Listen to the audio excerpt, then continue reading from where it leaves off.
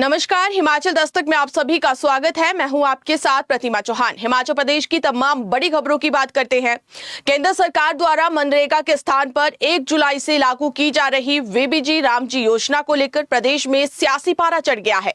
प्रदेश के ग्रामीण विकास एवं पंचायती राज मंत्री अनिरुद्ध सिंह ने इस नई व्यवस्था पर केंद्र सरकार पर कई सवाल खड़े किए हैं। उन्होंने कहा है कि इस योजना से हिमाचल प्रदेश पर अतिरिक्त आर्थिक बोझ पड़ेगा। मंत्री ने दावा किया है कि नई व्यवस्था का प्रतिकूल असर ग्रामीण मजदूरों की आजीविका, रोजगार के अवसरों और मनरेगा से जुड़े कर्मचारियों के भविष्य पर पड़ेगा। अनिरुद्ध सिंह ने कहा कि केंद्र सरकार नई योजना के फायदे तो बता रही है, लेकिन इसके संभावित प्रभाव पर चर्चा नहीं हो रही है। उन्होंने कहा कि पहले मनरेगा के तहत खर्च का पूरा भार केंद्र सरकार उठाती थी, जबकि नई व्यवस्था में केंद्र और राज्य के बीच 90-10 के अनुपात में खर्च की व्यवस्था की जा रही है।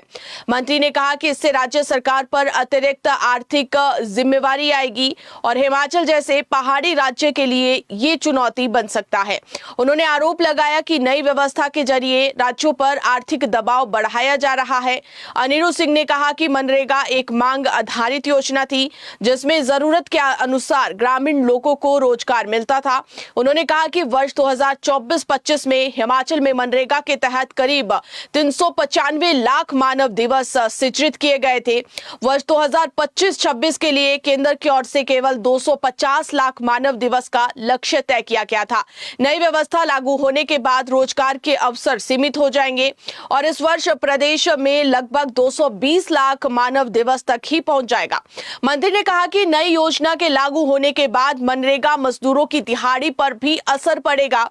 उन्होंने कहा कि राज्य सरकार फिलहाल मजदूरों को करीब 320 रुपए तक की मजदूरी उपलब्ध करवा रही थी, लेकिन नई व्यवस्था टॉप अप देना संभव नहीं होगा। ऐसे में गैर जनजातीय क्षेत्रों में मजदूरी सिमट कर अब 247 रुपए और जनजातीय क्षेत्रों में 300 रुपए तक ही रह जाएगी। और इसके साथ ही सरकार मनरेगा के तहत कार्यरत स्टाफ के वेतन को लेकर भी चिंतित है, जिनकी करीब 20 करोड़ रुपए की देनदारी पहले से ही लंबित है। मंत्री ने अंदेशा जताया कि नई व्यवस्था से प्रदेश पर सालाना 800 से 1000 करोड़ रुपए तक का अतिरिक्त वित्तीय भार पड़ सकता है। वहीं आरडीजी बंद होने से राज्य को होने वाले भारी वित्तीय नुकसान की भरपाई करना आसान नहीं होगा। वीबीजी रामजी योजना को लेकर मंत्री ने हिमाचल के भाजपा सांसदों पर भी निशाना साधा। उन्होंने कहा कि प्रदेश के सांसदों को केंद्र सरकार के सामने हिमाचल के हितों से जुड़े मुद्दों को मजबूती से उठाना चाहिए था। उन्होंने कहा कि मनरेगा में बदलाव से प्रदेश पर पड़ने वाले आर्थिक प्रभाव को लेकर सांसदों को केंद्र के सामने अपनी बात रखनी चाहिए, लेकिन इस पूरे मामले पर जो है भाजपा के तमाम सांसदों ने चुप्पी साधी हुई है और मनरेगा को लेकर जो हिमाचल के ग्रामीण क्षेत्र है वहां के लोग महिलाओं के रोजगार को लेकर भाजपा के सांसद जो है वो नहीं सोच रहे हैं। और इसके साथ ही हिमाचल प्रदेश में मनरेगा की आगामी स्थिति को लेकर जो है वो प्रदेश सरकार ने भी चिंता जताई है। अब ये देखना होगा कि आखिरकार मनरेगा को लेकर अब क्या जो बड़ा बदलाव है वो देखने को मिलता है। फिलहाल अगली खबर की बात करते हैं। राजस्व एवं बागवानी मंत्री जगत सिंह नेगी ने किन्नौर कांग्रेस के नवनियुक्त जिला अध्यक्ष निगम भंडारी की नियुक्ति पर कई सवाल उठाए हैं। मीडिया से बातचीत में जगत सिंह नेगी ने कहा कि कांग्रेस की विचारधारा के खिलाफ काम करने वाले लोगों को संगठन में महत्वपूर्ण जिम्मेवारी मिलना पार्टी के लिए दुर्भाग्यपूर्ण है। जगत सिंह नेगी ने आरोप लगाया कि कुछ लोग चुनाव के दौरान अंदर खाते बीजेपी के लिए काम करते रहे हैं। ऐसे लोगों को नेतृत्व सौंपना कांग्रेस की विचारधारा की हार है। उन्होंने कहा कि यदि उनसे राय ली जाती तो ये गलत फैसला ना होता। नेगी ने अपने लंबे राजनीतिक अनुभव का जिक्र करते हुए कहा कि उन्होंने उस दौर में कांग्रेस के लिए काम किया जब क्षेत्र में पार्टी की स्थिति कमजोर थी। उनके अनुसार उनके पिता ने जिले में कांग्रेस की नींव रखी थी, लेकिन आज ऐसे लोगों को जिम्मेवारी दी जा रही है जो पार्टी की विचारधारा के विपरीत है। उन्होंने इस बात पर भी जोर दिया कि चुनाव हारने वाले लोगों को नेतृत्व सौंपना पार्टी की विचारधारा की हार है। जगत सिंह नेगी ने उस मुद्दे पर अपनी राय न लिए जाने पर भी सवाल उठाया। उन्होंने सीधा आरोप लगाया कि कांग्रेस के भीतर स्लीपर सेल सक्रिय है जो पार्टी के लिए बेहद घातक साबित हो सकते हैं। नेगी के अनुसार ये स्लीपर सेल भाजपा की बी टीम की तरह काम कर रहे हैं और भाजपा नेताओं के बयानों से भी उनके इस दावे की पुष्टि संतुष्टि हो रही है। उन्होंने कहा कि जिले के चुने हुए प्रतिनिधि होने के बावजूद इतने महत्वपूर्ण फैसले से पहले उनसे कोई बातचीत नहीं की गई, जो कि एक अनुचित है। राजनीति के जानकारों की माने तो इससे किन्नौर कांग्रेस में खेमेबाजी बढ़ेगी। जिला अध्यक्ष की नियुक्ति लटकने की वजह भी यही थी और इसी अंदरूनी लड़ाई की वजह से लगभग 19 महीने बाद कांग्रेस अध्यक्ष की नियुक्ति हो पाई है। जगत सिंह नेगी ने जिला अध्यक्ष के लिए उमेश नेगी, प्रेम कुमार, निर्मल चंद के नाम आगे रखे थे। पार्टी हाईकमान ने मंत्री की बात को तवज्जो न देकर युवा चेहरे को आगे लाया है। ऐसे में अब देखना होगा कि कांग्रेस की राजनीति में आगे चलकर जो है वो क्या देखने को मिलता है और क्या जो है वो आने वाले विधानसभा चुनाव में भी क्या राजनीतिक तौर पर जो है वो यहाँ पर हम ये कह सकते हैं कि क्या उलटफेर देखने को मिलता है। तो फिलहाल अगली खबर की बात करते हैं। मुख्यमंत्री सुखविंदर सिंह सुक्खू आज सोलन जिला के कसौली विधानसभा क्षेत्र के नेरी कला के प्रवास पर थे। इस दौरान सीएम सुक्खू ने नेरी कला में 12 विकासात्मक परियोजनाओं के उद्घाटन और शिलान्यास किए। इस मौके पर सीएम ने कार्यक्रम में उपस्थित 5 ग्राम पंचायतों की पात्र महिलाओं को इंदिरा गांधी सुख सम्मान निधि के तहत 1500 रुपए पेंशन प्रदान करने, प्रातः विद्यालय को सीबीएसई से संबद्ध करने, जोगिंद्रा सहकारी बैंक की शाखा खोलने और चाटी ढांक में बांध निर्माण के लिए सर्वेक्षण करवाने की भी घोषणा की। मुख्यमंत्री ने कहा कि पूर्व मुख्यमंत्री स्वर्गीय वीरभद्र सिंह के बाद उन्हें इस क्षेत्र में आने का अवसर मिला है। जिला परिषद सदस्य नेत्र अत्री के आग्रह पर वह क्षेत्र की समस्याओं को समझने और लोगों से संवाद करने के लिए यहां पहुंचे हैं। किशाऊ बांध परियोजना के संदर्भ में मुख्यमंत्री ने कहा कि उन्होंने केंद्रीय गृह मंत्री के साथ हुई बैठक में प्रदेश के हितों को मजबूती से रखा। उन्होंने कहा कि राज्य सरकार ने 3 वर्षों तक पुरानी शर्तों को स्वीकार नहीं किया और अब हिमाचल प्रदेश को बिना किसी अतिरिक्त वित्तीय बोझ के 211 मेगावाट बिजली प्राप्त होगी, जिससे प्रदेश को प्रति वर्ष लगभग 600 करोड़ रुपए का लाभ होगा। उन्होंने कहा कि केंद्र की मनरेगा के स्थान पर प्रस्तावित नई व्यवस्था हिमाचल प्रदेश के हित में नहीं है और इससे प्रदेश के लाखों श्रमिक प्रभावित हो सकते हैं। उन्होंने कहा कि केंद्र सरकार ने मनरेगा की मूल भावना को समाप्त किया, आरडीजी को बंद कर दिया और फौज में नियमित भर्ती भी बंद कर दी, जिससे लोगों को नुकसान झेलना पड़ रहा है। उन्होंने कहा कि अगर हिमाचल प्रदेश के आरडीजी का 10,000 करोड़ नहीं काटा होता तो प्रदेश इसी वर्ष आत्मनिर्भर बन जाता, लेकिन हम दृढ़ संकल्प के साथ हिमाचल प्रदेश को आत्मनिर्भर बनाने की दिशा में काम कर रहे हैं। सीएम सुक्खू ने कहा कि पिछली सरकार ने चुनावी लाभ के लिए लगभग 600 नए संस्थान खोल दिए थे, जबकि उनमें पर्याप्त स्टाफ उपलब्ध नहीं करवाया गया था। उन्होंने कहा कि वर्तमान सरकार ने पहले शिक्षकों की भर्ती सुनिश्चित की और अब तक लगभग 7,000 शिक्षकों की नियुक्ति की जा चुकी है। प्रदेश में 150 सीबीएसई स्कूल शुरू किए गए हैं, जिनमें अंग्रेजी और गणित के शिक्षक तैनात किए जा चुके हैं।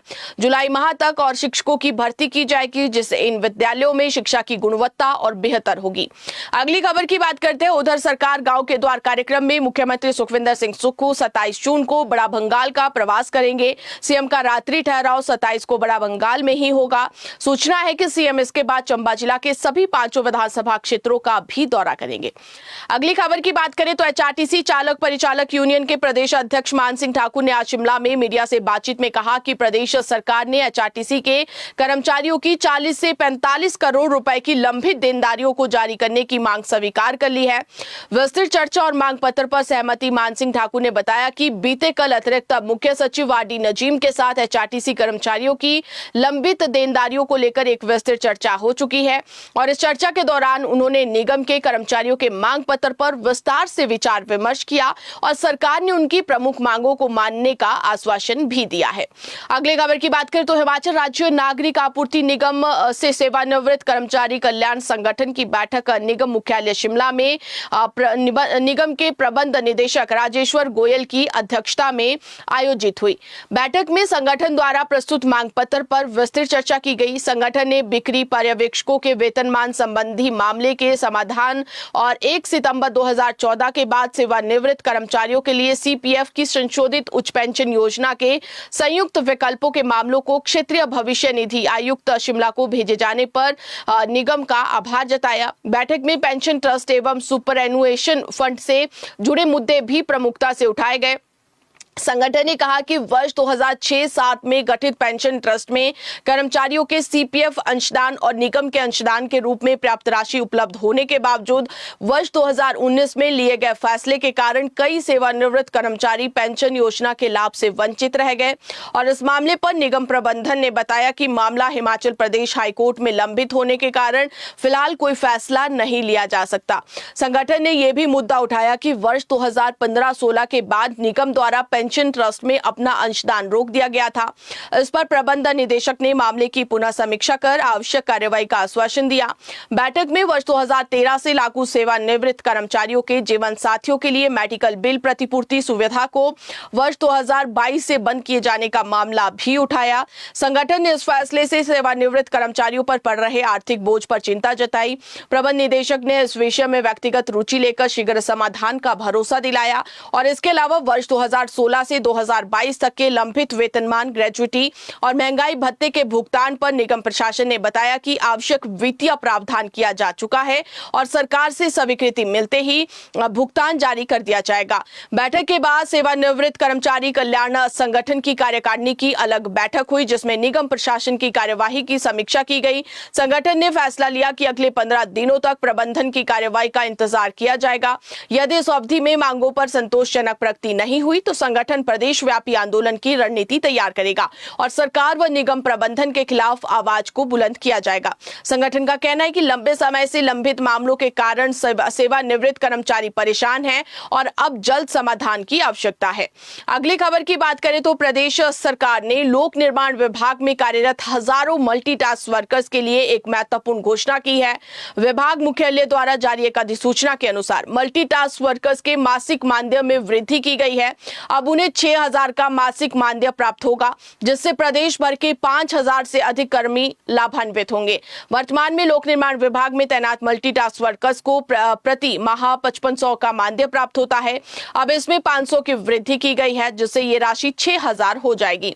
ये महत्वपूर्ण वृद्धि 1 अप्रैल 2026 से प्रभावी मानी जाएगी और इस फैसले का अर्थ यह है कि कर्मचारियों को पिछले महीनों का बकाया भी जल्द ही भुगतान कर दिया जाएगा। इस संबंध में प्रदेश सरकार के मुख्य सचिव लोक निर्माण द्वारा 11 जून 2026 को स्वीकृति प्रदान की गई थी और इसके बाद लोक निर्माण विभाग के रजिस्ट्रार सोम भारद्वाज ने विभाग के सभी अधीक्षण अभियंताओं और अधिशासी अभियंताओं को एक पत्र जारी कर इस फैसले को तत्काल प्रभाव से लागू करने और आवश्यक कार्यवाही सुनिश्चित करने के आदेश दिए हैं। अगली खबर की बात करें तो प्रदेश सरकार ने आज 2 आईएएस अधिकारियों को एडिशनल चार्ज सौंपा है। साल 2008 बैच के आईएएस एवं secretary digital technology and governance secretary 2 CMGAD SD आशीष सिंगमार को पशुपालन विभाग का अतिरिक्त कार्यभार सौंपा है।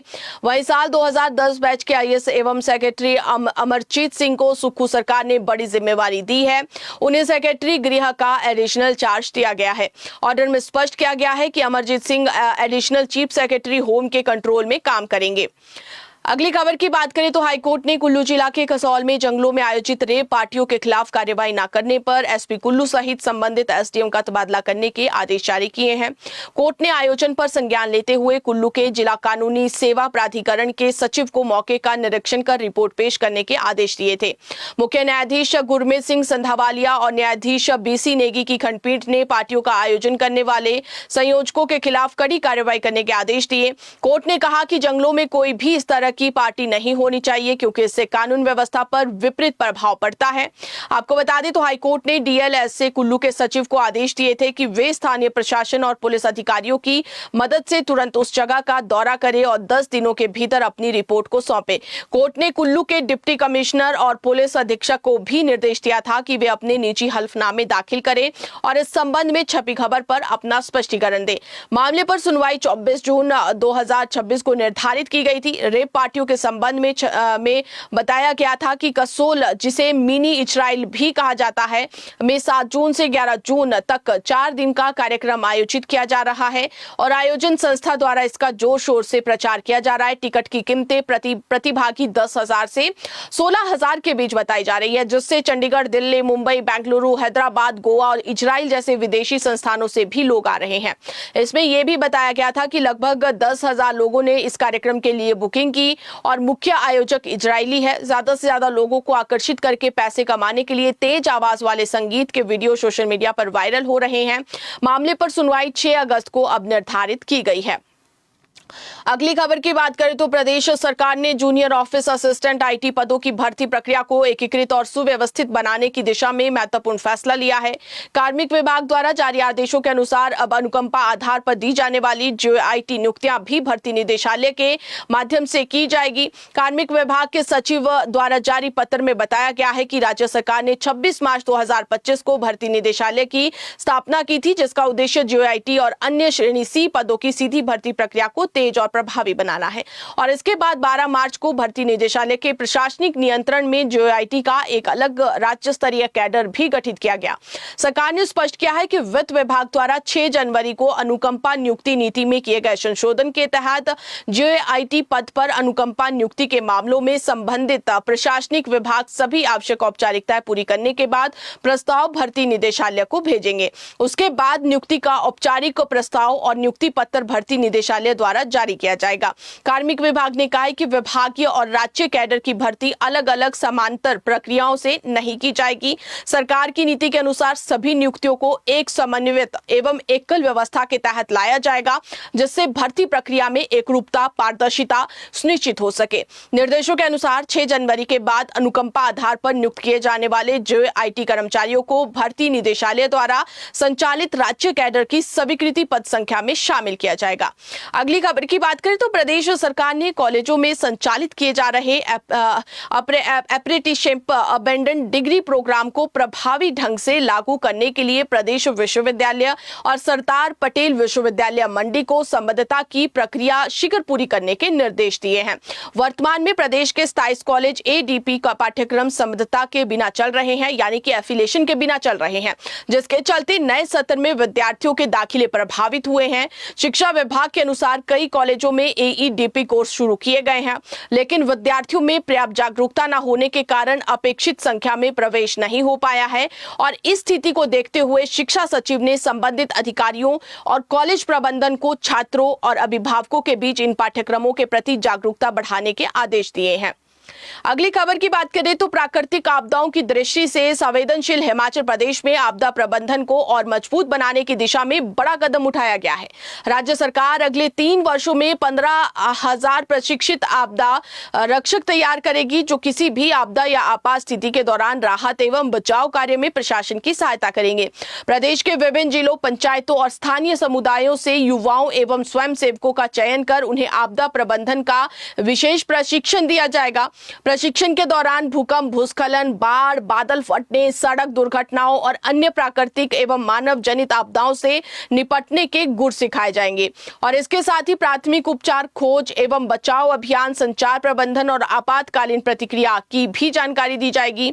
आपदा रक्षक तैयार करने के लिए राज्य के प्रत्येक जिले में प्रशिक्षण कार्यक्रम शुरू हो चुके हैं और जिन क्षेत्रों में बाढ़ जैसी घटनाएं ज्यादातर होती है, वहां आपदा रक्षक तैयार किए जा रहे हैं।